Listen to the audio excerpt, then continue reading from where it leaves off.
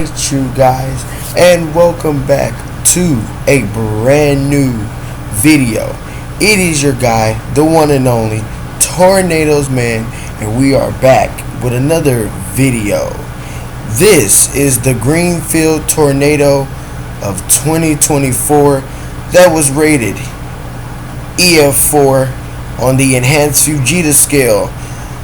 This tornado lasted 48 minutes from 2:57 p.m. until 3:45 p.m. This tornado formed on May 21st, 2024, and we are about to dive into this tornado. But first, before we do so, today's sponsor of this video is sponsored by Quick Links. Get your Quick Links credit card today, where once you receive your paycheck, no one will be able to take any money off your card, whether if you have fees to pay, car notes to pay, or anything like that. They will not be able to take a payment without your consent. Get your Quick Links card today. And if you want a free one, use premium code TornadosMan to get your Quick Links bank card today. Keep your money safe for yourself and do not let any of these companies or businesses take your money without your consent. Alright, you guys, so this is the Greenfield Tornado. This article is about the 2024 tornado in Iowa. It is not to be confused with the Greensburg tornado from 2008-2007, I would want to say. Let's dive into the article. On the afternoon of May 21st, 2024, an extremely powerful and violent EF4 tornado tracked across the southwestern of Iowa, United States, devastating the city of Greenfield. The tornado, known most commonly as the Greenfield Tornado, destroyed many buildings and wind turbines across its path that scattered through Page, Taylor, Adams, and Adair counties, while also causing more than $31 million in property damage, killing 5 people and injuring 35 more. The tornado reached peak intensity within Greenfield, where National Weather Service servers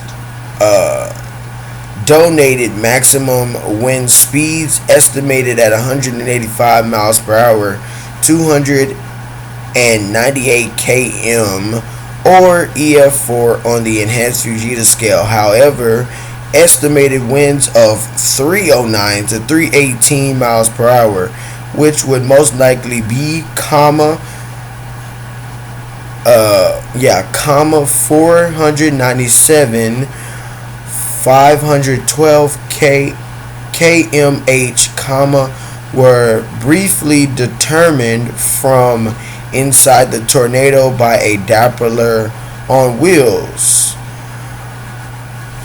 a portable radar unit, one of only 3 times that wind speeds exceeding 300 miles per hour, 480 km/h, have been determined in a tornado from radar observations. So, from this tornado, there were 5 fatalities, 35 injuries, and the damage caused was between 31 million, or you can say $31.8 million worth of damage.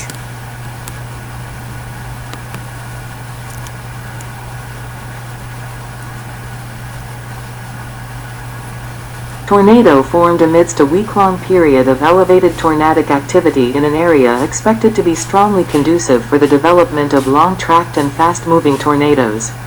Over the next 48 minutes, the tornado was observed by multiple storm chasers and research teams, who would determine the extreme wind figure from a direct radar measurement above the city of Greenfield. In addition to one fatality on a highway in Adams County, 4 fatalities occurred in Greenfield, with the damage in the city described as horrific, as surveyors revealed damage consistent with a violent EF4 tornado, contradicting analysis of mobile radar data. The tornado has been noted as an important milestone in the practical efficacy of the Warn-On forecast system, which predicted tornadic activity in the vicinity of Greenfield about 75 minutes before the tornado reached the community.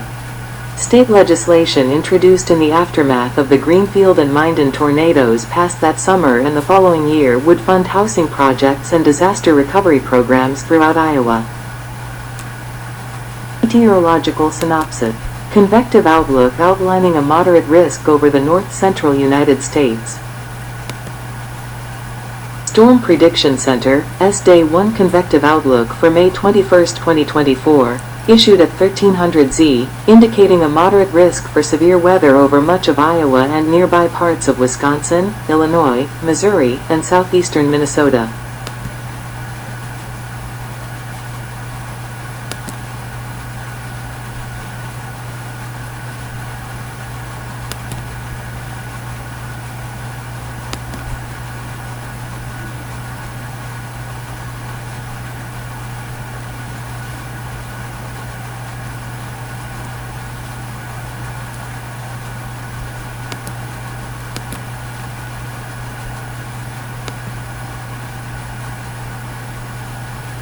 May 21st, forecasters at the Storm Prediction Center issued a moderate, 4/5 risk for severe weather over the states of Iowa, Missouri, Minnesota, Wisconsin, and Illinois, highlighting an elevated regional risk for tornadoes and strong wind gusts.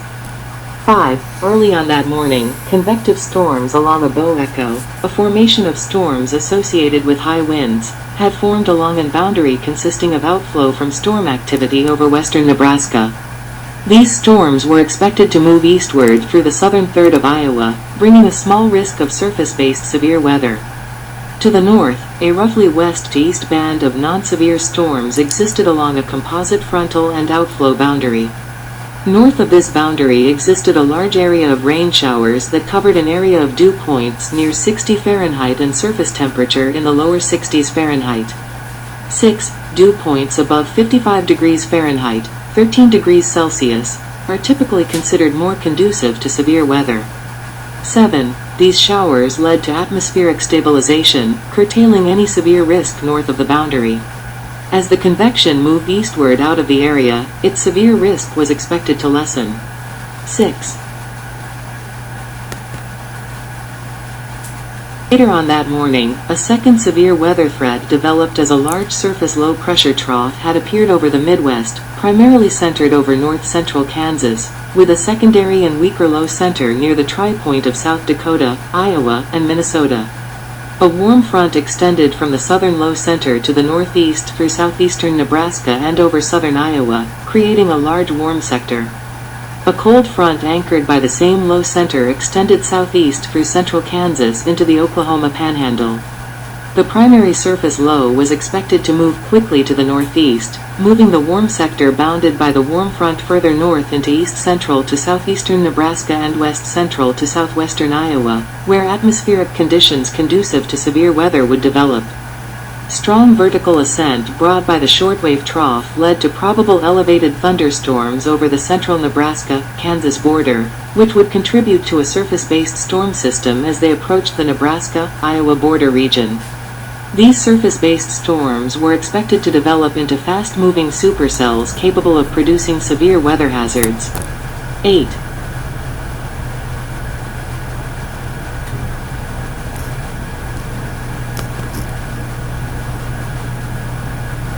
Early in the afternoon, the southern low center had moved to southeastern Nebraska.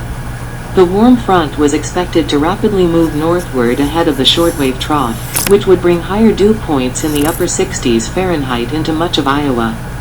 In conjunction with this, a large change in temperatures with altitude hallmarked by steep mid-level lapse rates and mid-level Cape values of 2500-3500 J per kilogram, a measure of atmospheric instability approximating the power thunderstorm updrafts have to rise. 9.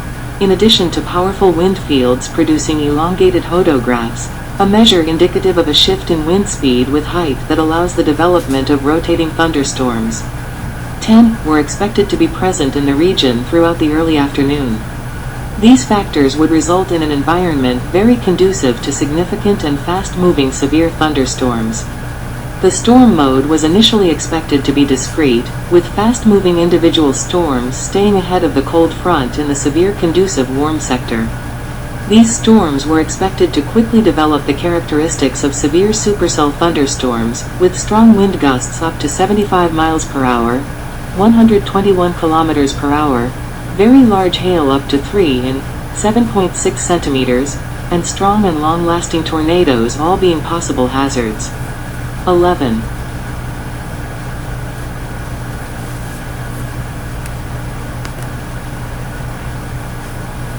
Particularly dangerous situation level of tornado watch was issued at 1:10 p.m. Central Daylight Saving Time over much of Iowa and parts of surrounding states. All severe weather hazards were expected as the risk of several tornadoes and a few intense tornadoes would exist over a large region, including Adair County. The watch outlined a 90% chance of 2 or more tornadoes, with an 80% chance of 1 or more tornadoes significant on the Enhanced Fujita scale, EF2 EF5, in the watch area. 12. Tornado summary. Formation through Adams County. A collapsed wind turbine over open country, bent sharply below its midpoint. Toppled wind turbine that had previously caught fire. Tornado first touched down at the intersection of 110th Street and Vine Avenue in rural Page County, Iowa at 2:57 p.m. Central Daylight Time, UTC-5. Across Page County, damage up to EF1 intensity occurred, restricted primarily to tree branches, while the roof of a farm outbuilding was torn off. 2. It then briefly tracked through the far northwestern tip of Taylor County, causing no damage. 2. Before moving into Adams County, where damage occurred to trees, power poles and farm buildings past the county border. The tornado intensified as it passed through rural areas to the southeast of Nottoway, before crossing US 34 north of Brooks, where numerous videos displayed the tornado's large funnel with an area of swirling debris below. 2. The tornado then crossed Iowa 148, where 41-year-old Monica Irma Zamaran was killed after she was ejected from her vehicle after being caught in the tornado's circulation. 13. The tornado began producing more EF2 damage past this point, before producing EF3 damage at the intersection of 150th Street and Notchwood Avenue, where an unanchored home lost its walls and slid off its foundation, while all nearby outbuildings were destroyed. 2. Throughout the rest of Adams County, the tornado caused damage to multiple wind turbines, many of which collapsed, while reaching a maximum width in the county of 1,300 yards, 1,200 meters, and exhibiting multiple suction vortices, each producing damage. Adair County. Tornado then crossed into Adair County, still with multiple vortex characteristics. 2. While downing a wind turbine, 14, and a metal truss tower. 1-5. The tornado then approached Fontanelle Road, where it destroyed a well-anchored home at EF4 intensity with the debris thrown into a nearby field.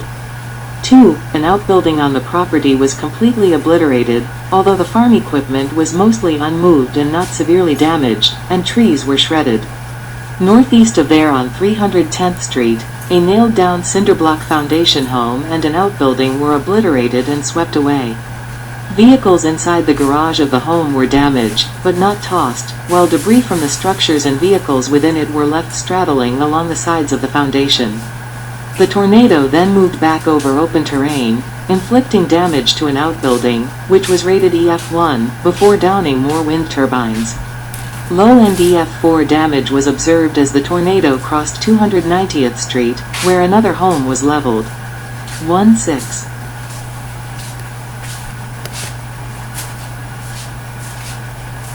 Crossing Jordan Avenue, the violent tornado leveled another home, while overturning a vehicle, and throwing another into a tree line. A nearby home was also mostly destroyed at EF3 intensity, and more trees were snapped, with several experiencing partial debarking. The tornado then moved through another wind farm, collapsing additional wind turbines. As the tornado approached Greenfield from the southwest, it tossed vehicles at EF2 intensity and destroyed 2 homes at EF3 intensity, with EF1 damage to roofs and outbuildings also occurring. Right before entering Greenfield, the tornado passed over Nottoway Park Ponds where 2 outbuildings were destroyed, and another home suffered roof damage at EF2 intensity. Greenfield and dissipation. Aerial view of multiple destroyed structures. Aerial imagery of EF4 damage to houses in northeastern Greenfield, Iowa. Peak wind speeds were estimated at 170 miles per hour, 270 kilometers per hour, here. Tornado then entered the southwest part of Greenfield, and began producing EF4 scale damage again, reaching its peak intensity of mid-range EF4 shortly after it entered the town. Dozens of homes were leveled, with some homes being partially swept away, and mobile homes and outbuildings were obliterated. The most intense damage occurred when a well-built home was obliterated and swept away. The estimated wind speed at this location was 185 miles per hour, 298 kilometers per hour. 17. Many other homes suffered extensive roof and exterior wall damage, and many large trees were snapped and stubbed, including some that landed on and contributed to houses being leveled. The tornado then produced high-end EF3 damage to the southeast side of town, continuing to heavily damage homes, including some that were leveled or shifted off their foundations, and obliterating mobile homes, as well as snapping large trees. The tornado then produced low-end EF4 damage on the eastern side of town near the intersection of Iowa 92 and Iowa 25. More homes were leveled, shifted off their foundations, or suffered severe roof and exterior wall damage. It also heavily damaged or destroyed more outbuildings and stubbed additional trees. All throughout the town, vehicles were destroyed and wooden power poles were snapped as well. 1618, 4 elderly people were killed and 35 other people were injured in the town. 19,418. The Adair County Hospital suffered significant damage, with lab and testing equipment being destroyed and hallways flooded. Catherine Hillstad, CEO of the hospital, stated that, had the tornado been any closer to our hospital or hit us directly, this entire building would be gone, referring to the fact that the hospital was very close to some of the tornado's most intense damage. 20. Beyond that point, the tornado weakened as it continued northeastward before dissipating at 3:45 p.m. Central Daylight Time, UTC-5. The tornado was rated EF4 on the Enhanced Fujita scale, with wind speeds estimated at 185 miles per hour, 298 kilometers per hour, reaching a peak width of 1,300 yards, 1,200 meters, along a 42.38-mile, 68.20 kilometers, path, remaining on the ground for 48 minutes. 5 fatalities occurred overall, along with 35 injuries. 2.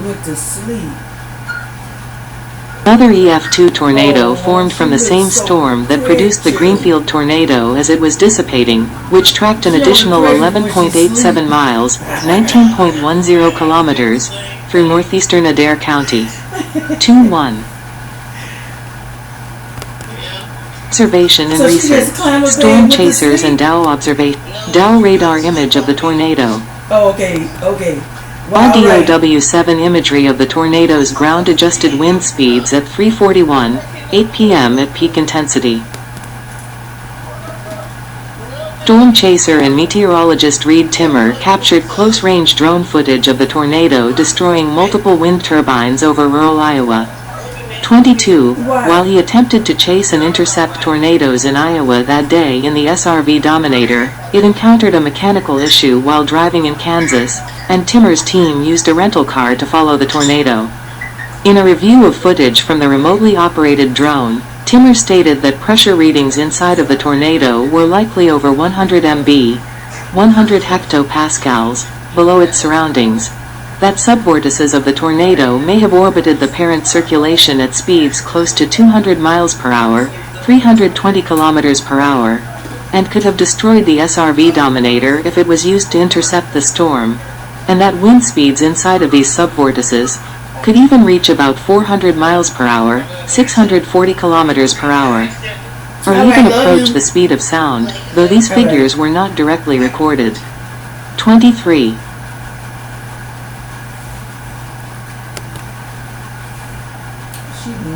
Engineer and meteorologist Timothy P. Marshall stated while analyzing footage of the storm-destroying wind turbines that the way in which the storm destroyed the turbines' blades could be used as reference for a future damage indicator for the Enhanced Fujita scale.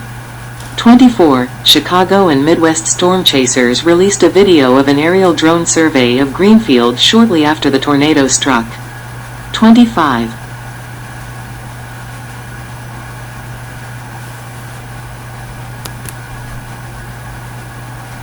Research team headed by Joshua Werman and Karen Kosiba of the Flexible Array of Radars and Messinet's research team observed the Greenfield tornado with a myriad of observational instruments. While one crew went to deploy a pod of observational instruments in the direct path of the tornado for data collection, another, operating with a Doppler on wheels, Dow portable radar unit arrived in Greenfield at 3:30 p.m. and stationed themselves roughly 300 yards, 270 meters, away from the ultimate path of the tornado around 1 mile east of the center of the community. As the tornado struck Greenfield, the Dow unit experienced wind gusts of 80 miles per hour, 130 kilometers per hour, at their point of observation, 26, while a weaker tornado formed directly overhead the Dow vehicle operated by Kosiba. 27. The main tornado narrowed in width on approach to Greenfield, 26, being described as unusually small, as it tracked through the town, and a very brief wind gust of 263 to 271 miles per hour, 423 to 436 kilometers per hour, was briefly measured at a height of 44 meters, 144 feet, which translated to an instantaneous gust of 309 to 318 miles per hour, 497 to 512 kilometers per hour, when adjusted to a ground level estimation. This extreme figure likely was experienced for less than a second, 1:27, and has been described as one of the highest wind speed figures on Earth. 28. This was one of only 3 observations of wind speeds exceeding 300 miles per hour, 480 kilometers per hour, inside of a tornado, alongside the 1999 Bridge Creek Moor tornado and the 2013 El Reno tornado. 29. Peter Gronemeyer, the director of the European Severe Storms Laboratory, stated in reference to the Greenfield tornado's initial Dow measurement that O/N scale, 250 miles per hour measured below 60 meters above ground level is IF4 on the F scale, 290 miles per hour is IF5. 30. Damage analysis. See also, EF5 drought and disagreements on the intensity of tornadoes. A bare structural foundation with the words "off meter" spray painted on the side. Highest rated damage in Greenfield was to an engineered or well-constructed home on SE 2nd Street, which was swept cleanly off its foundation. Most intense damage produced by the tornado was surveyed around 12:17 p.m. on May 22 by the National Weather Service office in Des Moines, Iowa, which was an engineered or well-constructed residence that was destroyed with its slab swept clean. The damage was consistent with a peak wind speed of 185 miles per hour, 298 kilometers per hour. 17. After the Flexible Array of Radars and Messinet's team released their extreme wind estimate, which disagreed with their survey, WHO Des Moines reached out to various individuals for comment about the Enhanced Fujita scale and damage in Greenfield. 31. Bill Gallus, a professor of meteorology at Iowa State University, stated that wind measurements are collected on very few tornadoes and are therefore too inconsistently taken to be included in the final rating. Chad Hahn, a warning coordination meteorologist at National Weather Service Des Moines, stated that the damage in Greenfield did not support a rating consistent with the wind estimate, but did believe such a wind gust was possible. Jimmy Schultz, the mayor of Greenfield, stated that the wind estimate and damage surveys ignored the reality that many suffered incredible personal loss due to the tornado. 31. No matter what wind speed, all that other stuff. It was a vicious tornado that come through here, and a lot people, sick, lost everything. You know, I mean, a few lost their lives, but most of them lost everything. 31. In a presentation discussing the findings during the Greenfield event by Werman and Kosiba, the disconnect between wind speed and ground damage was discussed, with one suggestion stating that aerial wind speeds could be disrupted by housing and other structures at ground level that could have prevented them from producing damage, in addition to the tornado's fast forward speed of 45 miles per hour, 72 kilometers per hour, that caused the tornado to spend less than 1 minute in Greenfield. 3-2. On forecast. The National Severe Storms Laboratory used the WARN-ON forecast system, an experimental forecasting tool using models and machine learning to predict individual storms, predicted a high probability of extremely strong surface level rotation in the vicinity of Greenfield over a full hour before the tornado began. This information was shared with National Weather Service forecasters across Iowa to assist in their warning issuing operations. Forecasters had been discussing the implications of the WARN-ON forecast output internally around 75 minutes before the tornado struck Greenfield. Increasing meteorological lead times before the onset of severe conditions is the goal of the program, which aims to reduce losses of life and economic damages from severe weather events. 3-3. Aftermath. Scar is visible through the southeastern side of Greenfield. Sentinel-2 satellite imagery of Greenfield, with a clear damage scar highlighted. Annotated map of Greenfield. Map of Greenfield overlaid with peak DOW7 velocity data, the location of DOW8 and the team's in situ instruments, and peak surveyed damage. The hours following the tornado, emergency personnel as well as storm chasers rushed into Greenfield to provide aid. Surrounding communities such as Red Oak quickly responded in Greenfield, with aid also coming from communities on the borders of Nebraska and Missouri. 34. The local St. John's Catholic Church parking lot was set up as a center for volunteers. 34. In a press conference later that day, Iowa State Patrol held a press conference in Adair County, which also included the announcements of a one-day curfew in Greenfield and the establishment of security checkpoints to get into town, with only residents being allowed to enter in the immediate aftermath. 35. Volunteers from the Y'all Squad, a nonprofit established by YouTube weather presenter Ryan Hall, Y'all, entered Greenfield to assist immediate recovery efforts hours after the tornado. Hall's audience also raised $93,000 in recovery funds in the hours after the storm. 3-6. Tornado's damage scar through Greenfield was visible on satellite imagery. 37. Due to a timely response, 50% of the town's electric service was restored by the morning of May 24. 34.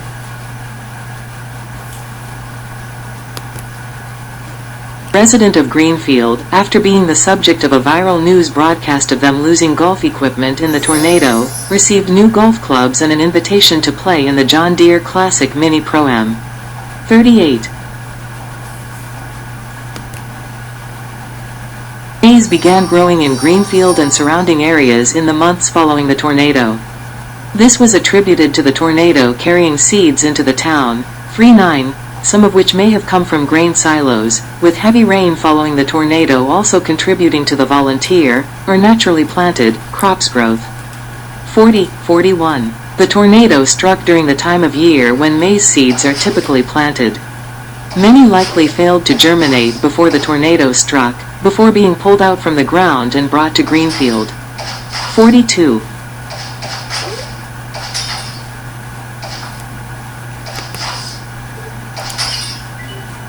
Ragbray Bicycle Tour stopped in Greenfield on July 23, 2024. The Greenfield Chamber of Commerce estimated that participants in the tour had raised between $50,000 to $60,000 in funds that would go towards tornado recovery. 4-3. In November 2024, 6 months following the tornado, the Greater Greenfield Community Foundation, a group intending to assist residents of the city recover, had raised a total of $1 million. Jeremy Cooper, the emergency manager of Adair County, stated that 51 building permits had been issued, with 34 homes under active construction. 4-4. On May 9, 2025, a memorial to victims, volunteers, and first responders of the tornado was unveiled by citizens of Greenfield. 45. The one-year commemoration of the event is scheduled to occur on May 21, 2025, with organizers of the event describing the recovery in the city as phenomenal.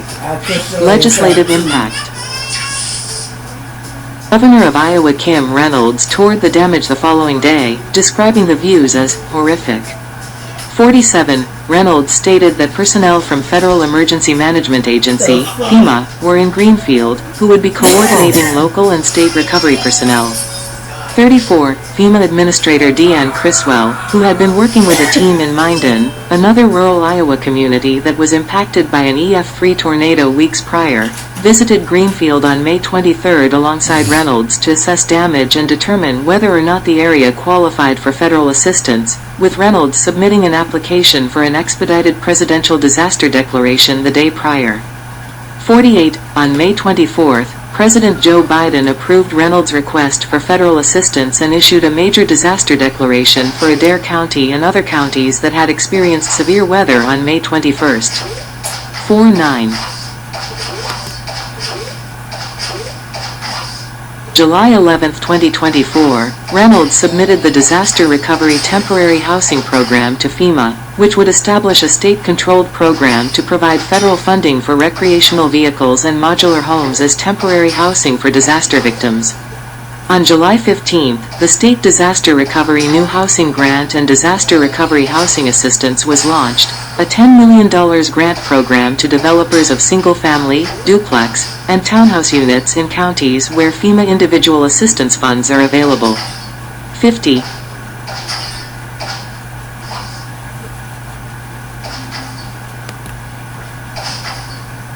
Governor Reynolds' condition of the state speech in January 2025 introduced and emphasized proposals for improving Iowa's capacity for disaster relief in response to the Minden and Greenfield tornadoes the year prior, in addition to other severe weather events. The proposals specifically focused on rehabilitation of families with destroyed houses and the removal of homes and structures damaged by severe weather. 51. On April 22, 2025, Reynolds signed into law Senate File 619, a law focused on disaster relief. The law put forward $11.6 million towards the state's Disaster Recovery Housing Assistance Program, with $2 million going towards the Nuisance Property and Abandoned Building Fund for removing structures irreparably damaged by severe weather events. In addition, the law introduced the Natural Hazard Mitigation Financing Program, a loan program to fund ongoing risk mitigation projects in Iowa communities through the Iowa Department of Homeland Security and Emergency Management. 52.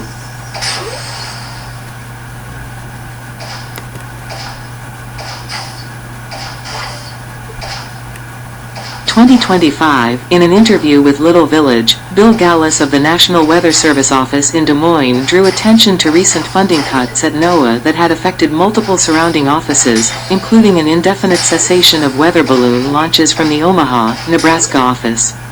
While during the Greenfield event, he had been concerned over the lack of a weather balloon launch from Omaha, their model had still been accurate, but forthcoming, less accurate data for weather modeling and staff cutbacks may lead to hindered forecasting efforts, predicting that forecasters may only have 3 minutes of warning instead of 15 inches, which may significantly reduce the amount of civilian-led time before the onset of severe weather. 53. And that is it for this one. That is it for this video. Anyways, folks, that is the Greenfield Tornado of 2024, and it was known as one of the dangerous tornadoes of 2024. If you enjoyed this video, make sure you like, comment, subscribe, hit that bell, and turn on post notifications. And remember what I said, get your quick links, credit card today. Keep your money to yourself. Don't let none of these companies take money from you without your consent or without confirming with you that they are trying to charge your card. Get you one now and keep your money safe. And that's it. Peace.